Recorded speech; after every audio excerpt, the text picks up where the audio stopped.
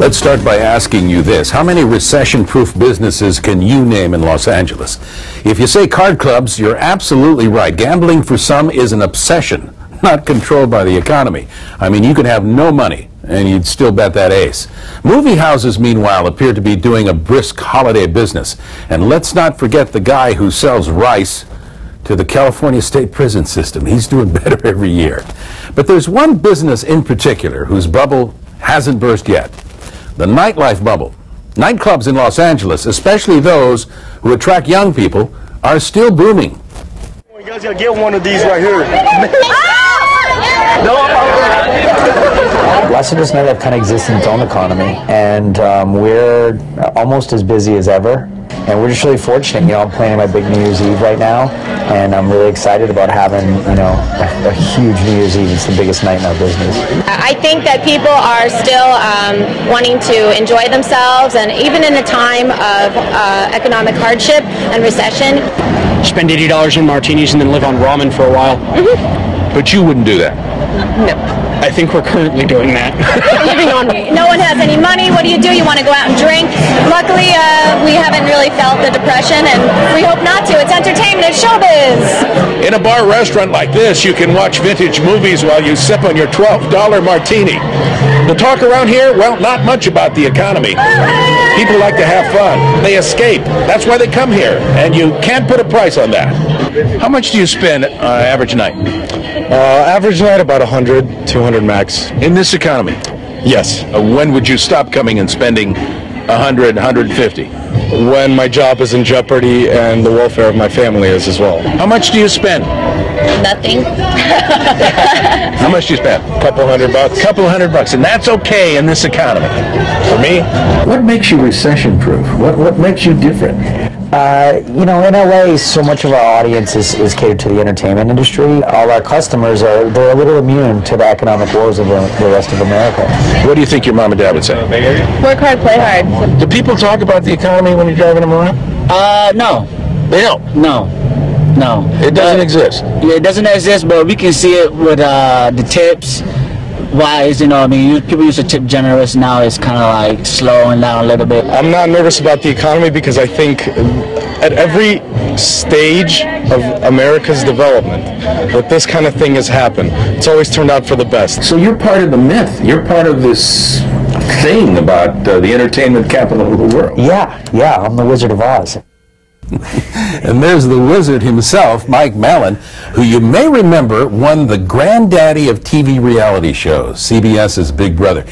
Mike won $500,000 in prize money, which he then used to seed what is now called the Dolce Group, a mini empire of restaurants and bars and nightclubs here in LA and in other cities. Hello, Wiz. Hey, how you doing? I'm doing great. It sounds like you're doing better, though. I'm doing all right. Yeah, and laughing all the way to the bank. Yeah, I guess so. Even in this economy. You gotta have fun with it. You know, I think you're onto something, Mike, when you talk about being the entertainment capital of the world and how people kind of drift off to sort of something else, fantasy land. Remember Busby Berkeley? You don't remember him? No. He was a director back in the 20s that made the dancing blondes with the dollars going, "We're in the money." Okay. And people would go see that movie and say, "Depression? What depression? I'm watching this movie. I'm having a good time." And that's what's happening at your clubs, isn't it? Yes, I think you know, it's a form of escapism. People come out, and whether it's an hour or 3 hours, but they forget about their troubles.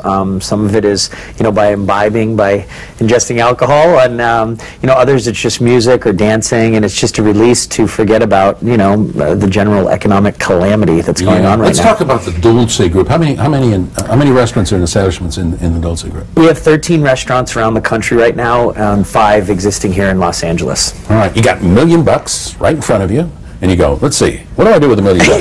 I think I'm going to invest in nightclubs. Why nightclubs? It actually, you know, started very differently. We, my business partner and I had no money, we had no investors, and we maxed our credit cards and jumped off a cliff together by starting our first little bar. What a cliff. Yeah, that was a cliff. After the first bar, I won the money on the reality show, and we were able to expand much more rapidly than we otherwise would have. And, you know, it was a better time. It was 4 years ago. There were a lot more investors to write checks and help us expand. So how many bars and restaurants do you have in LA? Right now we have 5 in Los Angeles. And they're all doing good?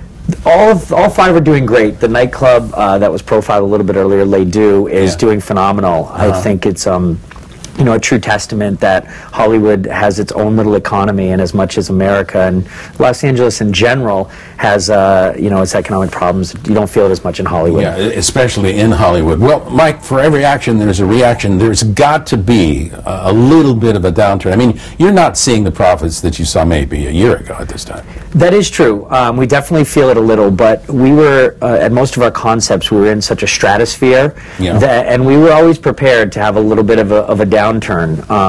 But it's you feel it a little, but it's like the guy who used to come spend $3,000, maybe spends $2,500 on champagne, or that customer that maybe ordered that one extra $12 martini has one less. But you know, in general, when you're making money, you're making money, and you know, none of our places are going out of business anytime soon. The product is there, and that's what people want. We were talking to a hamburger slinger, I guess, hamburger slinger here in LA, and he says they're still buying the hamburger. They're just not ordering the avocado. And the bacon's not there, but they're still buying the hamburger. So they're seeing a little loss there. I think it's more your midweek business goes down a little bit. Hey, you know, you were there on Thursday. That's that was a little midweek. That was midweek. It's approaching the weekend. You were popping it. Yeah, I mean, like, you know, on a typical Thursday at the Geisha House, the Asian themed restaurant you're at, we used to do, say, 600 reservations, and now we do maybe 400.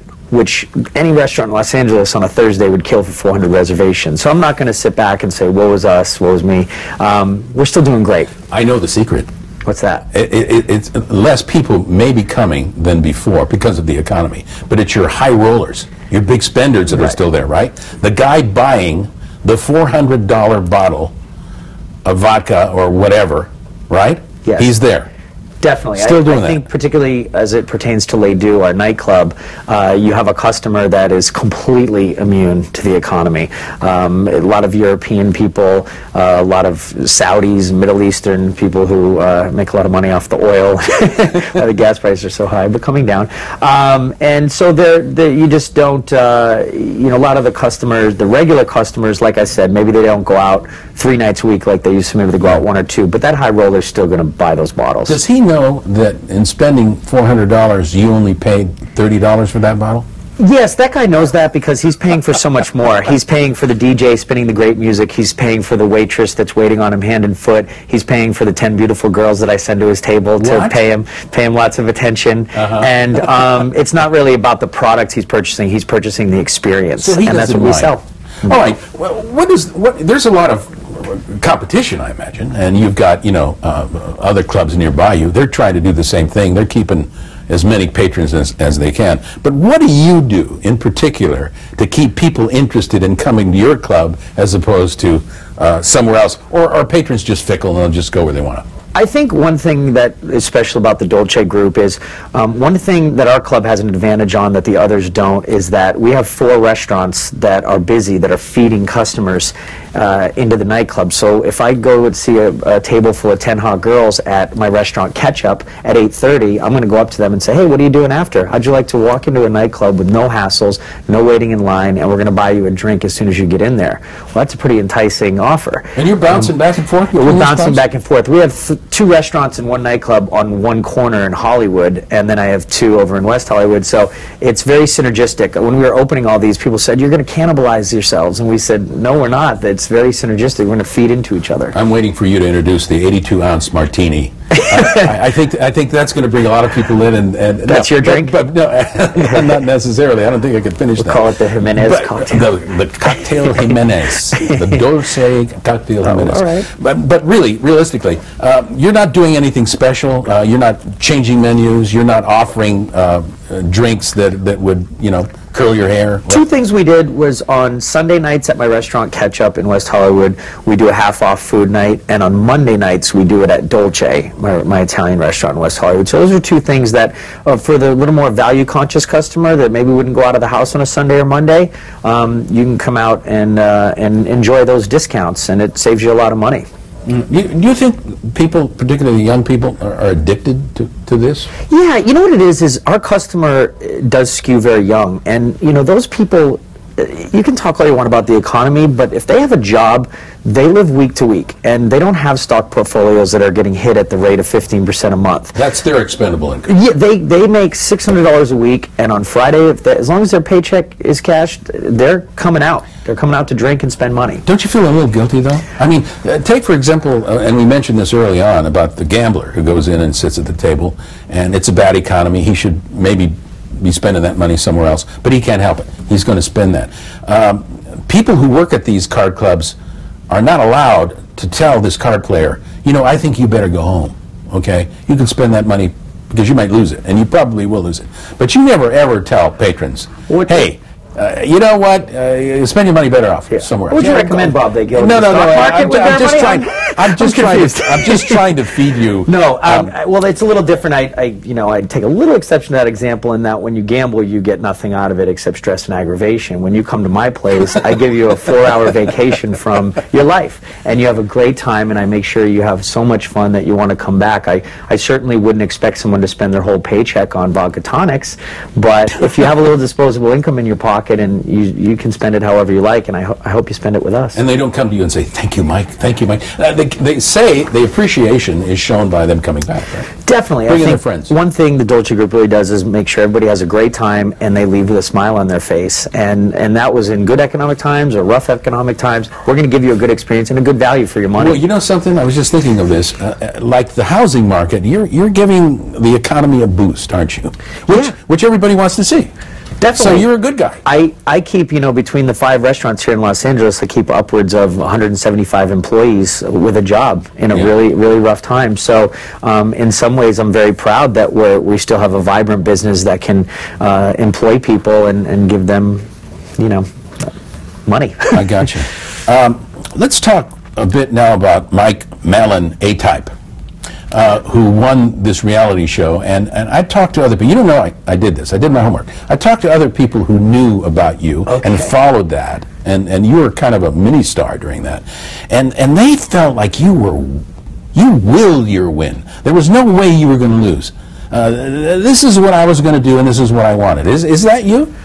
The show Big Brother for me was a microcosm of my real life. Very competitive. I am very type A. And when I won Big Brother All-Stars, I had lost the first time. And I went back and I said, I'm going to kill myself and give 100% to do whatever it takes to win this show. And that's a reflection of how I lived my life. I wasn't the smartest kid in school. I grew up with a very, modest income household, one of 12 and brothers. I came out here, with a couple $1,000s and a dream in my pocket, a couple thousand in my pocket and a dream, and I'm proud that I've made something of myself out here. But at some point in your development, I don't know, in the developing years, there's some point I think everybody stops and says, okay, I'm going to do this. I want to do this. I can't lose. When in your life did you decide that you were a winner and you weren't going to accept second place? I think it was my senior year in college. I was in Boston, and I was following this track of, I grew up in a small town in New Hampshire. You go to college, and then you go work 9 to 5. And I was walking to this job interview on campus in these uncomfortable shoes and a really bad suit. And I said, I am not going to be the funny guy at the office party. It's just not going to happen. And I turned around, I went back to my dorm, and I said, I need another plan. And that's when I came out here and I saw a world of opportunity, be it whether it was acting, which I dabbled in the beginning, to the reality show, to the restaurants. And I just decided that I just wasn't going to settle for less. As my rabbi says, aha.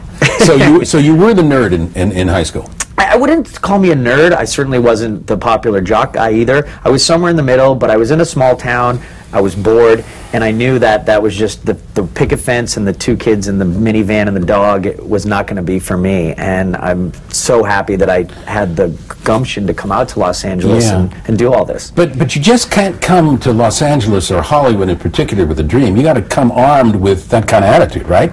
Are you going to wind up on the street? I think you have to come with the attitude and the work ethic. That's the most important thing. This just didn't happen. This is 15 years in the making. Okay, well, Wizard of Oz, you are pulling those levers, and you're going to send little Dorothy home and her little dog, too. I'll try. All right, thanks very much, Mike. Thanks for having me. Yeah, thank you for very entertaining. You're watching LA Business Today.